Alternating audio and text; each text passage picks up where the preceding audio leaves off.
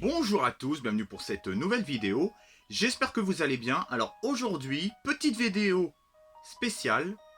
Je vais vous présenter les 10 films à voir à Halloween. Alors c'est vrai que Halloween, c'est pas la période, mais je voulais que vous vous prépariez à trouver les films et à vous organiser le jour J d'Halloween ou quelques jours avant Halloween. Comme ça au moins vous serez prêts. Je vous préviens à l'avance, comme ça vous prendrez vos dispositions pour pouvoir avoir les films le jour J. Alors, à chaque film que je vais vous présenter, donc il y en aura 10, c'est vraiment des conseils personnels, donc ça n'engage que moi. Il y en a peut-être qui ne vont pas aimer les films, il y en a peut-être d'autres qui vont les aimer, ça n'engage que moi, c'est personnel. Moi, de mon point de vue, de ce que j'ai vu, je vous présente des films. Après, à vous de les voir, à vous de les juger. Et soyez clément dans les commentaires. Merci d'avance pour ça. Alors, à chaque film que je vais vous présenter, il y aura 3 points positifs. Comme ça, au moins, vous verrez un petit peu pourquoi je vous conseille ces films. Vous avez un peu compris? On va commencer avec les films déconseillés au moins de 10 ans. Je commence avec le film d'animation Coraline de Henry Selick, sorti en 2009. Alors, pour le premier film, Coraline, premier point positif. Oui, j'ai noté sur une petite fiche, j'ai pas eu le temps d'apprendre les textes. J'ai pas que ça à foutre. Les décors, les personnages et l'univers, tout est fait en pâte à modeler. Le travail du practical effect est fait à la perfection. C'est esthétiquement magnifique. Et c'est vrai que ça rend super bien. J'ai trouvé que esthétiquement, c'était vraiment du très grand boulot. Et le fait que ça soit en pâte à modeler et tout, ça donne vraiment une dimension à l'esthétisme juste magnifique. C'est totalement cohérent. Il y a eu un travail dans les décors et dans les personnages. Le fait que tout est fait en pâte à modeler, j'ai trouvé que c'était super bien fait. Et rien que pour ça, ça mérite le coup d'œil. Deuxième point positif, un scénario hyper bien écrit avec un véritable fond sur le délaissement des parents, sur l'adolescence et sur la manipulation de certains adultes sur les enfants et sur leur naïveté. C'est vrai que le film a un véritable fond. Ça ne prend pas les gamins pour des imbéciles. Troisième point positif, une ambiance très sombre sur la vie et la mort. Et en plus, ce film est très touchant et apporte beaucoup d'émotions. Et le personnage principal, donc Coraline, est très touchante comme gamine. Donc c'est vraiment un film pour quasiment tout public que je vous conseille vivement. C'est une petite perle de l'animation en practical effect. Je poursuis avec un classique, c'est Jurassic Park, le tout premier de 1997, réalisé par Steven Spielberg. Alors pour le deuxième film, premier point positif, le premier film a exploité avec brio les dinosaures. C'est vrai qu'avant Jurassic Park, il n'y avait eu que des nanars ou des trucs complètement foirés. Et c'est vrai que c'est vraiment les premiers, les pionniers à avoir fait un super film de dinosaures qui mérite sa place de chef-d'œuvre. Et c'est vrai que je vous avais fait Jurassic Park 3 et Jurassic World Fallen Kingdom les années précédentes dans mes 10 films à voir pour Halloween. Et là, je vous sors Jurassic Park 1. Promis, l'année prochaine, je vous fais pas le coup. Alors, le deuxième point positif, la bande-son. Bah, que dire de la bande-son? Et il y a aussi certaines scènes qui sont très marquantes, avec notamment la scène où le tyrannosaure apparaît pour la première fois. Où les gamins sont dans la bagnole et tout. Waouh, waouh, waouh. Mais franchement, on oublie souvent ce film pour Halloween, mais c'est idéal pour un petit coup de flip. Pour ceux qui l'ont jamais vu, en plus le film n'a jamais vieilli. C'est vrai c'est pas un film qui a vieilli, quoi. Il a 23 ans, mais il a pas vieilli d'un iota, quoi, franchement. Et troisième point positif, le parc en lui-même, les décors, ces dinosaures en animatronique, et prouesses techniques et des scènes cultes, prenantes et grandioses avec une pointe gore pour quasiment toute la famille, et des dinos qui font bien flipper. Des dinos qui font bien flipper, sans oublier le casting, où les acteurs et leurs personnages sont tous excellents et attachants. Donc j'en ai fini pour Jurassic Park, c'est vraiment un classique que je vous recommande, et c'est idéal pour Halloween parce que ça fait véritablement flipper à certains moments, même si on l'a vu plusieurs fois. En plus il n'a pas vieilli d'un iota. Je poursuis avec les films déconseillés au moins de 12 ans. Alors c'est le film Crawl, qui était sorti en 2019, réalisé par Alexandre Aja. Pruno d'Aja, ça vous va bien? Non, je rigole. Alors pour ce troisième film, premier point positif, le mélange entre la catastrophe naturelle et les crocodiles, un bon cocktail savoureux. Et c'est vrai que ça donne un super cocktail savoureux. Le côté catastrophe naturelle est bien exploité et le côté les crocodiles, le danger, les crocodiles, donc la base quoi. Je trouve que ça donne un super mélange entre les deux qui est vraiment assez original et bien amené quoi. Franchement, les deux, ça se complète bien. Deuxième point positif, les scènes de tension et le rythme effréné, sans oublier quelques morsures bien sanglantes. C'est vrai qu'il y a beaucoup de tension dans ce film. C'est vrai que moi, j'ai regardé ça au cinéma, j'étais sur le cul. Ou sur les fesses pour rester poli. Troisième point positif, l'attachement des personnages. Avec celle-là qui était dans Effie, dans Skins, là, je vais pas vous énumérer son nom d'actrice. Parce que je me souviens plus trop. Alors, l'attachement des personnages principaux en huis clos, ça renforce les choses entre le père et sa fille. Et le duo d'acteurs se complète bien. C'est vrai qu'entre la fille et le père, et le côté que ça soit un huis clos, ça renforce vraiment les liens paternels et qu'il y a entre eux deux, quoi. Et franchement, l'un ne sert pas sans l'autre, quoi. C'est-à-dire, il y en a un qui va être utile à l'autre et l'autre qui va être utile à l'autre. Et je trouve ça vraiment bien que les deux personnages se complètent aussi bien. Et il y a des bons trucs gore, il y a des scènes pas mal gore, quoi. Il y a même une petite pointe d'humour dans une station-service qui est assez jouissif. Franchement, il y a une petite scène assez jouissif dans la station-service. Et je trouve que ce film, il est vraiment prenant, avec pas mal d'action, pas mal de tension, vraiment très jouissif. Un film que je vous recommande pour Halloween.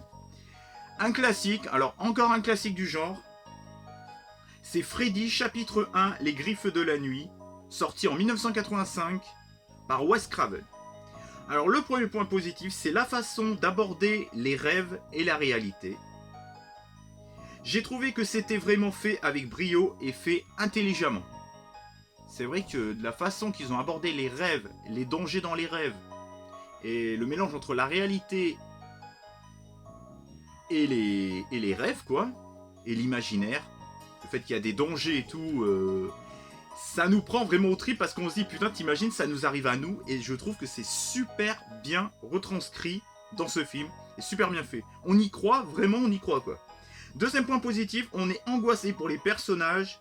On rentre tellement bien dans le délire, dans ce délire-là, qu'on est pris au trip, du début à la fin.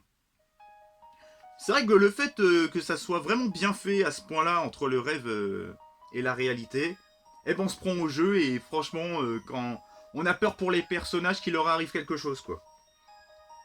Ça fait saliver de parler à force.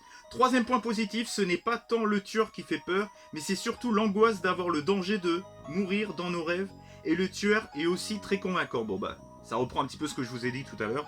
Donc, Freddy chapitre 1, Les Griffes de la Nuit de 1985 de Wes Craven, c'est un film que je vous recommande pour Halloween. Je poursuis avec un film Les Autres, sorti en 2001 par Alejandro Amenábar. C'est pas Benabar, c'est Amenábar. Pas facile à dire, hein. Alors, premier point positif, un retournement de situation à la fin époustouflant qui prend le spectateur par surprise. Et c'est pas du tout... on s'y attend pas, vraiment pas du tout, quoi. C'est vraiment... c'est carré, on voit cette fin arriver, on fait « Waouh, je m'y attendais pas du tout !» Second point positif, une intrigue vraiment prenante et une atmosphère glaçante. Le lieu n'arrange pas les choses avec des gosses. Avec des gosses, ça donne encore plus de cachet au film. Oui, c'est vrai que c'est une intrigue vraiment un petit peu genre... Les autres, moi je le comparerais un petit peu à l'orphelinat. Je crois que je vous en avais parlé dans une vidéo. Un petit peu genre à l'orphelinat, quoi. Ça reprend un peu les mêmes bases que l'orphelinat, quoi. C'est un peu le même genre de délire, mais pas avec les mêmes thématiques. Enfin, il y a quelques thématiques similaires. Ça se complète un peu, les autres et l'orphelinat. Ça se complète un petit peu. Et troisième point positif, le casting. Et plus particulièrement Nicole Kidman, qui incarne une mère pieuse avec brio. Nicole Kidman est génialissime dans ce film. C'est un petit bijou dans ce film. Donc un film que je vous recommande parce qu'en plus il fait bien flipper sa mère et sa race. Ensuite, alors je vais pas être d'accord avec tout le monde, c'est American Nightmare de 2013 de James de Monaco. Alors c'est pas James de Andorre ou du Vatican, non, c'est James de Monaco. Un peu de blague, ça fait pas de mal. Premier point positif, le fait de commencer par un huis clos, alors que les spectateurs s'attendaient à voir de la boucherie et des tueries dans toutes les rues des États-Unis, je trouve ça couillu d'avoir fait un scénario de la sorte. Excellente idée. Et ben ça n'a pas plu aux gens que ça commence par un huis clos. Et ben justement, je trouve que c'est la force du film. Les spectateurs s'attendaient à que ça pète dans toute la ville et tout, que ça soit de la boucherie dans toutes les rues et tout. Et ben non, ils se sont concentrés dans un petit huis clos. Et je trouve ça très intelligent. Et si vous trouvez que c'est pas une bonne idée, vous avez qu'à réfléchir un petit peu pourquoi le réalisateur et le scénariste a fait ça. À un moment donné, il faut un petit peu réfléchir dans la vie, au lieu de dire de la merde. Petit tacle en plus dans la vidéo, parce que ce que vous attendiez dans le 1, vous l'avez retrouvé dans le 2. Alors, ne vous plaignez pas, je trouve que le fait de commencer par un petit côté intimiste de cette dystopie et la retranscrire dans le 2, dans la ville, je trouve que c'est une idée de génie qui n'a pas plu aux gens. Et ne dites pas que c'est une mauvaise idée parce que je viens juste de vous prouver par A plus B que vous avez tort.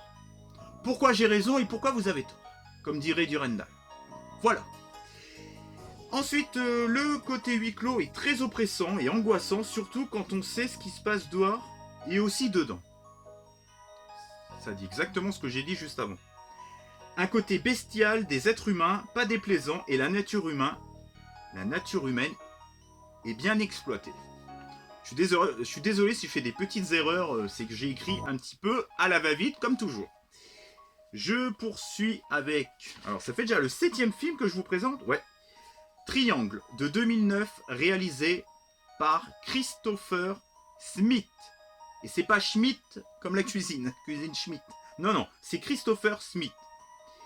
Premier point positif de Triangle de 2009, réalisé par Christopher Smith, c'est que c'est une boucle temporelle qui retourne le cerveau des spectateurs, surtout à la fin. Cette boucle temporelle, ça retourne le cerveau, mais un truc de malade. Franchement, honnêtement, j'étais choqué du retournement de situation. Deuxième point positif, une actrice principale qui joue à merveille. Son personnage, elle est mignonne, attachante et talentueuse. C'est vrai qu'elle est très mignonne. Elle est attachante et talentueuse dans ce film. C'est vrai que c'est un joli petit bout de femme. Et c'est un compliment que je dis, de dire un petit bout de femme, ça veut dire que c'est une femme forte. Au premier abord, on pense qu'elle est faible, mais en fait, elle est très forte. C'est un bon petit bout de femme que j'aime bien. Et en plus, elle est très charmante. Troisième point positif, un retournement de situation finale remarquable et pas du tout prévisible, sauf si tu es de mauvaise foi. Il y en a qui l'ont trouvé prévisible. À un moment donné, la mauvaise foi, stop.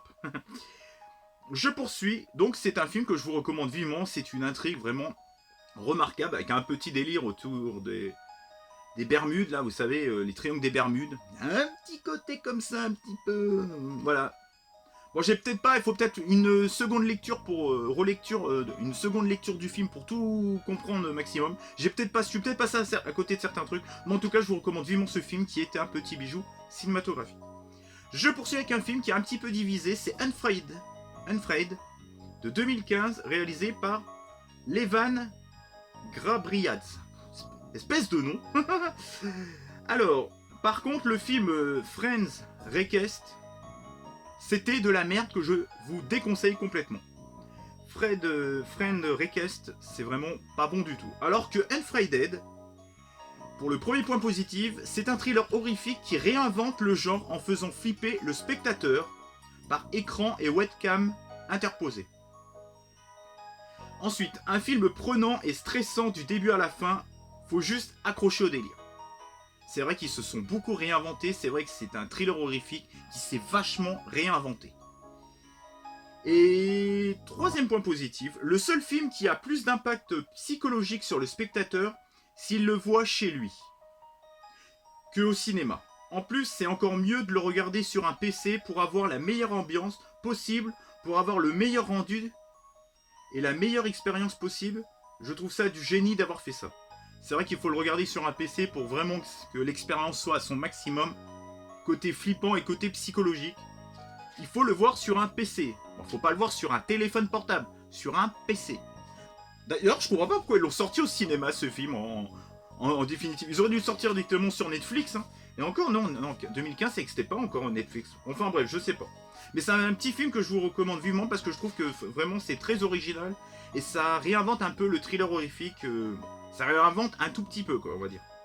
Par sa façon de faire, quoi. Le façon que ça soit par écran interposé et tout. Ça se réinvente un petit peu et ça fait du bien de voir ce genre de film. Et en plus, il fait vraiment flipper. Moi j'étais pas bien moi, à certains moments. Bon je dis pas que voilà, moi j'ai jamais eu un film qui m'a vraiment fait flipper. Mais ce film fait quand même flipper. Un minimum syndical. Je vais poursuivre avec les films. Bon là on va partir quand même sur du interdit au moins de 16 ans. Là on n'est plus sur du déconseillé, on est sur du interdit au moins de 16 ans. Les deux orphelines vampires de 1997. Réalisé par Jean Rollin. Jean Rollin. Je suis comme Jean Moulin, Jean Rollin. Premier point positif pour les deux orphelines vampires de 1997. Malgré un esthétisme en demi-teinte, le film est unique en son genre. C'est vrai qu'il est unique en son genre. J'ai jamais vu ça ailleurs.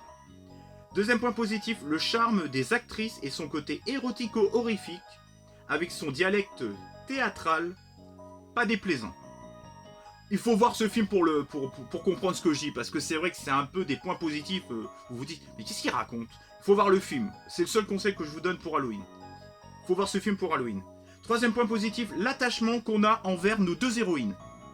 Et cette aventure fantastique qui tient en haleine le spectateur. C'est vrai que c'est un film hors du commun, qu'on ne voit pas ça ailleurs. Et pour les sceptiques, c'est moi qui ai écrit tous ces points positifs. J'ai pris ça nulle part sur internet. Il y a juste pour le dernier film où j'ai pris un petit peu les mots d'accroche de la bande-annonce. C'est le seul truc que j'ai repris sur internet. D'ailleurs, vous allez le voir tout de suite juste après. Donc c'est un petit film érotico-horrifique avec des vampires, des filles sexy, qui jouent très bien d'ailleurs, je les trouve très mignonnes. Et je trouve qu'elles sont très charismatiques et je trouve ce film a du charme au sens propre comme au sens figuré. Je continue avec les films interdits au moins de 16 ans. Funny Game US, le remake de 2008, réalisé par... Alors, est-ce que c'est Michael Haneke? J'ai déjà entendu ce nom par des vidéastes qui font des critiques cinéma. Alors, pour ce 10e film, c'est un film poignant, sadique, dérangeant, vicieux, violent, sensuel et sauvage. Et divertissant pour l'œil sadique du spectateur. C'est exactement les mots d'accroche qu'il y avait, vous savez, dans cette bande-annonce. Et je me suis dit que c'était très bien de retranscrire ces mots accrocheurs dans les points positifs. Ça m'a fait du travail en moins, mais j'ai quand même fait des recherches et tout. Et je suis d'accord, exactement d'accord avec ce qu'ils disent. Donc en fait, voilà, tu vois un peu, tu vois les bails. Ensuite, les deux salopards jouent hyper bien. C'est vrai que les méchants, les gamins, les jeunes adultes, on va dire, ils ont un charisme de malade mental. Et troisième point positif, son ambiance glaciale avec des scènes de torture bien jouissives. C'est vrai qu'il est jouissif au niveau des scènes un petit peu de torture. C'est un peu du torture surtout psychologique, même s'il y a un peu de violence aussi physique. C'est un remake excellent et je vais peut-être me faire aussi le film d'origine aussi. À voir. Alors j'espère que ce petite vidéo vous a plu. Donc je vous ai présenté 10 films. À vous de me dire dans les commentaires les films que vous conseillez pour Halloween 2020. J'espère que cette petite vidéo vous a plu. Alors j'ai travaillé quand même pour faire ce que je vous ai présenté aujourd'hui. Donc pensez à mettre un like, à commenter, à partager et à activer la petite cloche pour être au courant de mes prochaines vidéos. Et j'espère vous revoir dans une prochaine vidéo. Donc je sais pas encore trop qu'est-ce que je vais vous faire. Passez une bonne journée. Bon, je vais pas vous dire bon Halloween parce que c'est dans 2 mois. Au moins vous aurez l'occasion de faire vos emplettes ou de les trouver sur internet, légalement ou illégalement, c'est pas mon problème. Au moins vous aurez tout ça. Vous aurez une petite base pour vous préparer à voir ces films pour Halloween. Voilà, je vous ai fait les bases. C'est à vous de chercher pour les films. Je vous souhaite une bonne journée. Ciao. Et bye bye. Ciao. Et bon film d'horreur.